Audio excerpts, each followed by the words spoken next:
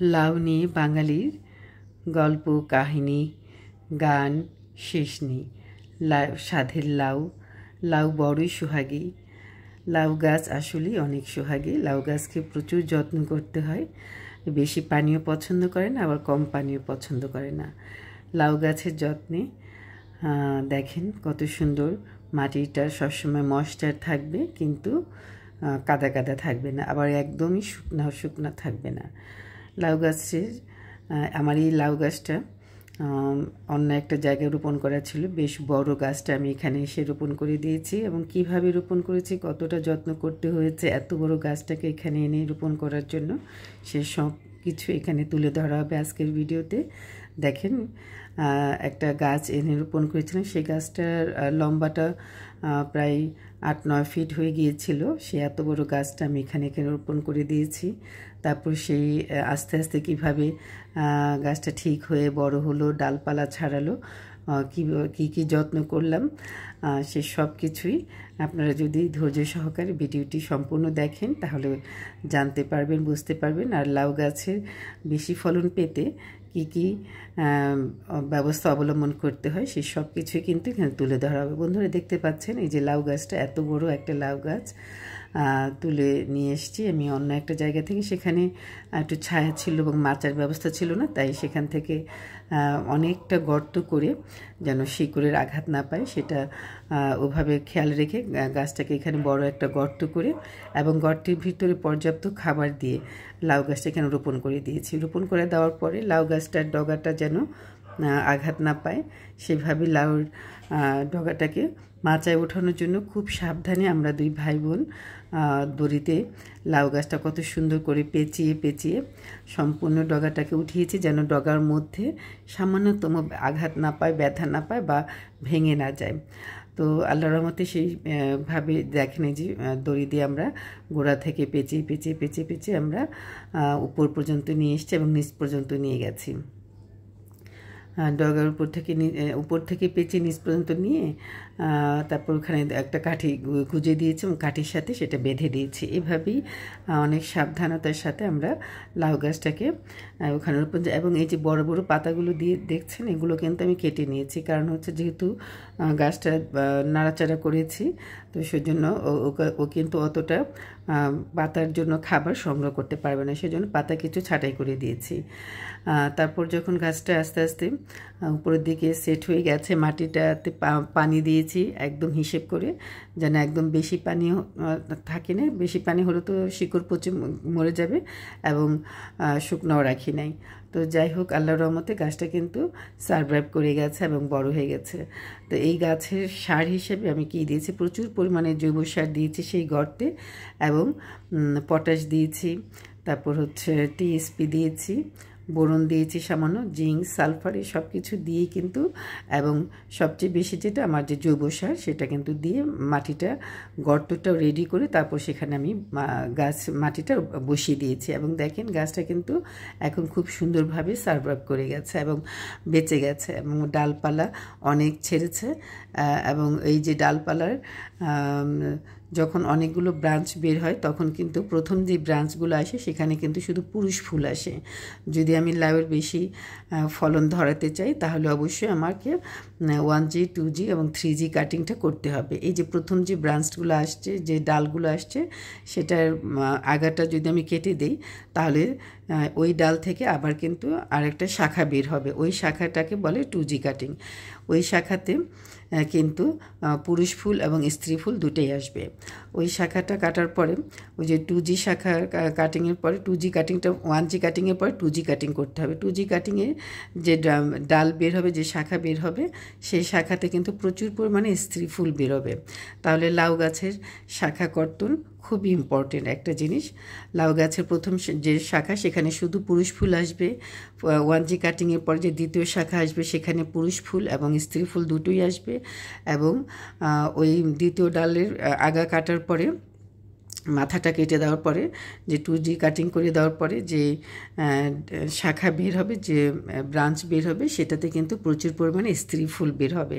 এইভাবেই আমরা কিন্তু লাউ গাছের 1G 2G এবং 3G কাটিংয়ের মাধ্যমে প্রচুর পরিমাণে লাউয়ের ফলন পেতে পারি। বন্ধুরা, আরেকটা হচ্ছে যে লাউয়ের গাছের পোকামাকড়, লাউ পচে যাওয়া, লাউয়ের ছোট যে কড়াগুলো নষ্ট হয়ে যায়, সেটার জন্য কিন্তু বোরনের কার্যকরী ক্ষমতা অনেক বেশি। বোরন কি করে? বোরন হচ্ছে গাছের পরাগায়ন ক্ষমতাটা বাড়ায় দেয়। গাছের যে শাখা, যে কী বলে, শাখা শিকড়গুলো, যে ফিডার রুট যেটাকে বলে বা ব্রাঞ্চ রুট যেটাকে বলে, সেই শাখাটাকে বেশি শক্তিশালী করে, হেলদি করে। তো যার কারণে গাছের ফুলের পরাগায়ন করার যে রেণুগুলো, সেগুলো কিন্তু অনেক সুন্দরভাবে, শক্তিশালীভাবে বড় হতে পারে। রেণুগুলো আসলে অনেক বেশি ভালোভাবে তৈরি হয়, যার কারণে পরাগায়নটা খুব ভালো হয় এবং লাউয়ের নষ্ট হওয়ার হারটাও কমে যায়। তো এইভাবেই পরাগায়নটা যদি করার জন্য আসলে বোরনের ভূমিকা অনেক বেশি। আর পটাশ হচ্ছে আমাদের ফুল আনতে সাহায্য করে, বোরন হচ্ছে ফুল ঝরে পড়তে সাহায্য, যেন ঝরে না পড়ে সেটা সাহায্য করে, ঝরে পড়তে বাধা দেয়। তো যার কারণে ফলনটা বেড়ে যায়। তো এইভাবেই গাছের প্রতিটা খাবার কিন্তু খুবই গুরুত্বপূর্ণ গাছের জন্য। তাই হিসেব করে প্রতি মাসে আমরা 1 চা চামচ যদি পটাশ সার দিই, 1.5 চা চামচ টিএসপি দিতে হবে এবং 1/2 চা চামচ বোরন দিতে হবে। এই 3টা সার প্রতি মাসে যদি লাউয়ের গাছের চারিপাশে দিয়ে দিই এবং সাথে প্রচুর পরিমাণে জৈব সার দিয়ে যাই, তাহলে কিন্তু লাউ গাছগুলো অনেক বেশি বড় হবে, হেলদি হবে এবং সেই লাউ গাছে প্রচুর পরিমাণে লাউ ধরবে। বন্ধুরা, দেখতে পাচ্ছেন আমার ছাদে একটা চুলা আছে। সেই চুলাতে আমি প্রতি শীতেই কিন্তু রান্নাবান্না করি এবং যে আমার ছাদের যে লতা পাতা ডালপালা থাকে, সেগুলো পুড়িয়ে ছাই করি। সেই ছাইগুলো কিন্তু আমি আমার গাছে দিই। দেখেন, এই যে লাউয়ের ডগা কাটার আগে প্রথম যে ডগাটা দেখতে পাচ্ছেন, সেটাতে কিন্তু যে শুধু পুরুষ ফুল আসছে, যে আমি এখন কাটিং করে দিচ্ছি। এটুকু কাটতে পারেন, আবার প্রায় 1 ফিটের পরিমাণে কিন্তু কাটতে পারেন। আমি একটু বড় করেই কেটে নেব, যেন, যেহেতু লাউ গাছটা অনেকখানি বড় হয়ে গেছে, আরও আগে কাটা দরকার ছিল। লাউয়ের প্রায় প্রথম যে কাটিংটা করতে হয়, সেটা কিন্তু 12 পাতা, লাউ গাছের 12 পাতা হয়ে যাওয়ার পর এভাবে ছোট্ট করে কেটে দিতে হয়।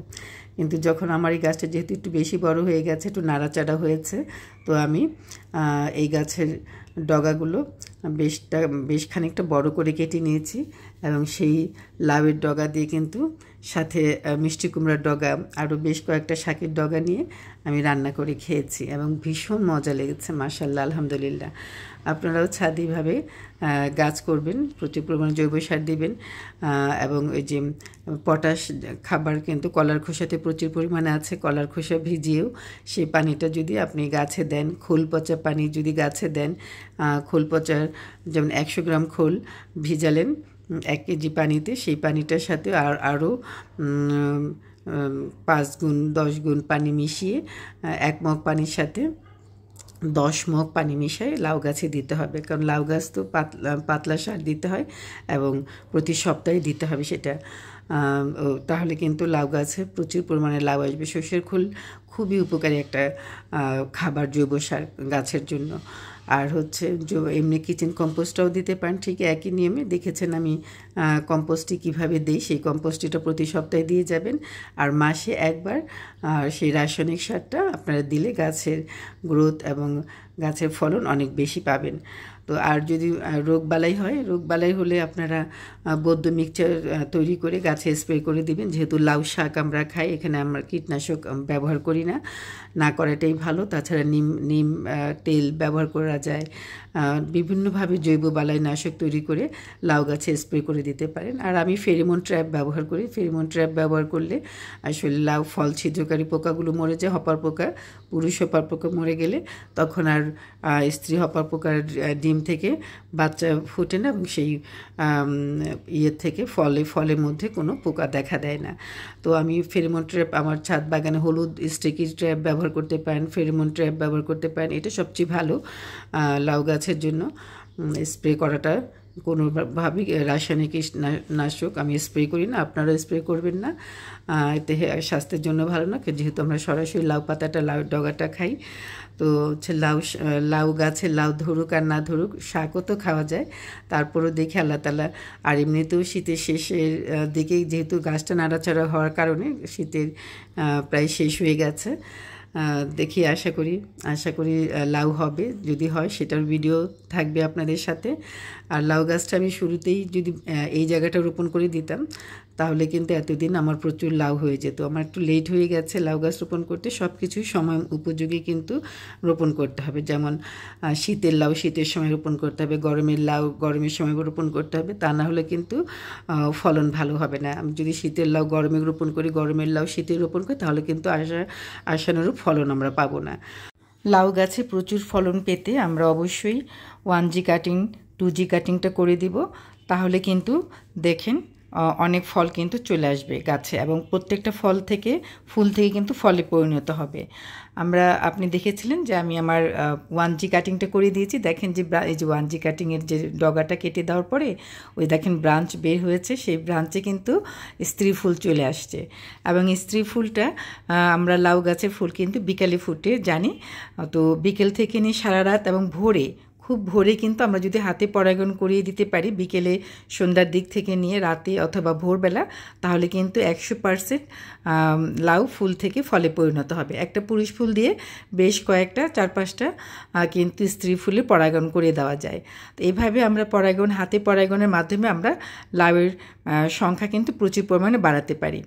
তো এই ছিল আমার আজকের ভিডিও। বন্ধুরা, আমার ভিডিওটি যদি আপনাদের ভালো লেগে থাকে তাহলে প্লিজ লাইক কমেন্ট করে পাশে থাকবেন, সাবস্ক্রাইব করে বেল আইকনটি টিপে দিবেন যেন নতুন ভিডিও আসার সাথে সাথে তার নোটিফিকেশন আপনাদের কাছে পৌঁছে যায়। আপনারা ভালো থাকুন, সুস্থ থাকুন, নিরাপদে থাকুন, আর যদি ভালো লাগে শেয়ার করে দিবেন। নতুন বন্ধুরা যারা ছাদ বাগান করতে আগ্রহী তারা উপকৃত হতে পারবে। আপনাদের সুন্দর মতামত আমি কামনা করছি, এবং আপনাদের সুন্দর মতামত আমাকে বেশ অনুপ্রেরণা দান করে। আমার জন্য দোয়া করবেন। ভালো থাকুন। আল্লাহ হাফেজ।